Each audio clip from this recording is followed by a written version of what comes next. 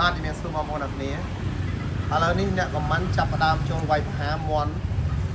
របស់បងប្អូននៅតាមស្រុកស្រែចំការដែលខ្ញុំចង់ទៅហើយម្នាក់ចោតប្រកាន់ខ្ញុំថាខ្ញុំនេះយកមន់វៀតណាមម្នាក់មកមើលមន់ដែលខ្ញុំចង់ទៅទិញបងប្អូននៅតាមជនបទហ្នឹងថាខ្ញុំហ្នឹងមិនមែនលក់មន់ស្រែទេបាទបងប្អូនពេលដែលខ្ញុំចាប់ផ្ដើមលក់មន់ស្រែបានខ្ញុំដឹងថាមានបុគ្គលមួយចំនួនណាពុកបាល់អត់ពុកបាល់ជន់ខ្មែរបាទនេះហើយជាហេតុផលដែលមន់ស្រែដែលមិនមានទីផ្សារឡើងហើយជាហេតុផលដែលទីផ្សារមន់ស្រែនៅតំបន់មួយចំនួនអត់មានទីផ្សារហើយគេអត់ទៅទិញគេទៅទិញហើយគេរើសមន់ទៀតបាទនេះបងប្អូ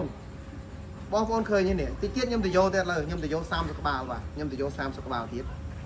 នៅខាងកំពង់ស្ពឺបាទតិចទៀតខ្ញុំទៅឲ្យគាត់ចាប់ទុកហើយខ្ញុំទៅថតឲ្យមើលហើយខ្ញុំទៅធ្វើមន់ហូបនៅកន្លែងគាត់ទៀតបាទហេតុអីបងប្អូនខ្មែរយើងកសិករខ្មែរយើងហេតុអីក៏បើយើងនិយាយទៅហេតុអីក៏គួរអាណិតខ្លាំងម៉េច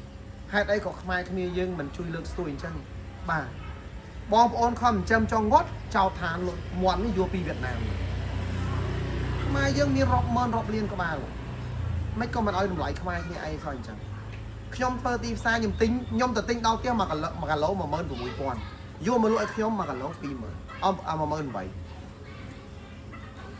ខ្ញុំប្រាំងធ្វើទីផ្សារអ្នកខ្លះ12000អត់មានអ្នកទិញអ្នកខ្លះ11000អ្នកខ្លះ13000អ្នកខ្លះ14000ចូលទៅមើលក្នុងខមមិនក្នុងឆាតក្នុងខមមិនរបស់ខ្ញុំមកកណូច្រើនណាស់អត់ព្រមទៅមើលទេហើយនាំគ្នាមកជន់មន់ខ្មែរគ្នាឯងនេះហើយចោតប្រកាន់ថាខ្ញុំទៅយកមន់វៀតណាមមកលក់នេះអត់មានឲ្យតម្លៃខ្មែរគ្នាឯងសោះអញ្ចឹងអត់បានជួយទិញអត់បានជួយខ្មែរគ្នាឯងហើយមិនក៏ជន់ខ្មែរគ្នាឯងទៅអីបាទអាណិតបងប្អូនប្រជាកសិករយើងចិញ្ចឹមម្នាក់រាប់រយក្បាលនោះដោយសារតែមានពួកអ្នកទាំងអស់គ្នារិះគន់ខ្មែរអញ្ចឹងហើយទៅបានអត់មានទីផ្សារសោះមន់ស្រែបាទមន់ស្រែនេះបន្តិចទៀតណាមន់រស់នឹងអាចពី1គីឡូ20000អត់យូរទេ1គីឡូ20000សឿនវីតាអ្នកធ្វើឲ្យបាន1គីឡូ20000មកអត់យូរទេបាទ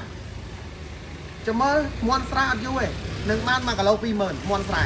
ហើយរស់ទៀត1គីឡូ20000មន់រស់ទៀតមិនមែនមន់វៀតណាមទេគូទៅឲ្យតម្លៃប្រជាកសិករនៅខ្មែរចិញ្ចឹមតិចទៅបាទខ្ញុំទៅមករកស៊ីបាន5ថ្ងៃឯងម្នាក់ផលខ្ញុំមិនចេះធ្វើទីផ្សារទេតែមួយខែខ្ញុំលក់បាន2000ក្បាល2000ក្បាលទៅទិញគេ12000 13000មិនឲ្យតម្លៃគ្នាផងហ្នឹងមិនឲ្យតម្លៃគ្នាផងហ្នឹងរកស៊ីដូចខ្ញុំមកផុសសាធារណៈមកទិញចូលប្រហែលផុសដូចគ្នាមកខ្លាចអី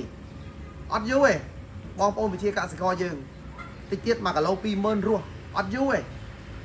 ខ្ញុំអ្នកវាយទីផ្សារនឹងឲ្យបាទមន់ស្រែតិចទៀតទូទាំងប្រទេសទាំងអស់1គីឡូ20000ខ្ញុំវាយទីផ្សារនឹងឲ្យបើអត់មានអ្នកណាទៅទិញខ្ញុំចុះទៅទិញឲ្យទូទាំងប្រទេសមកទិញខ្ញុំយកទៅហូបបាទតិចទៀតអត់ឲ្យតម្លៃខ្មែរគ្នាឯង